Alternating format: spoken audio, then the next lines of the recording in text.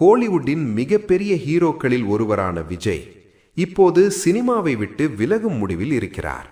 ஜனநாயகன் படமே அவரது கடைசி படம் என சொல்லப்படுகிறது. மே மாத தேர்தல் முடிவுகளுக்கு பிறகு இந்த படம் வெளியாகும் என தகவல்கள் தெரிவிக்கின்றன. இந்த படத்தை ரசிகர்கள் திருவிழா மாதிரி கொண்டாட தயாராக இருக்கிறார்கள். ஆனால் இதே நேரத்தில் ஒரு பழைய சர்ச்சை மீண்டும் பேசப்பட ஆரம்பித்துள்ளது. அது என்ன தெரியுமா? விஜயகாந்த் விஜய் மீது கோபப்பட்ட சம்பவம்.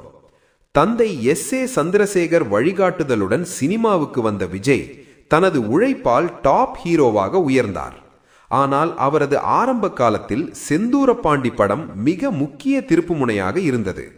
அந்த படத்தில் விஜயகாந்த் இணைந்து நடித்ததுதான் விஜயின் மார்க்கெட்டை உயர்த்தியது. இப்போது அந்த உதவியை நினைத்து விஜயகாந்தின் மகனுக்கு விஜய் உதவி செய்யவில்லை என்ற குற்றச்சாட்டு எழுந்துள்ளது. இதற்கிடையே விஜயின் முன்னாள் மேனேஜர் P.T. செல்வகுமார் கூறிய ஒரு தகவல் இப்போது பெரிய விவாதமாக மாறியுள்ளது. அவர் கூறுவதாவது, விஜயகாந்த் தனது மகன் பட பூஜைக்கு விஜயை அழைத்தாராம். ஆனால் விஜய் வரவில்லை.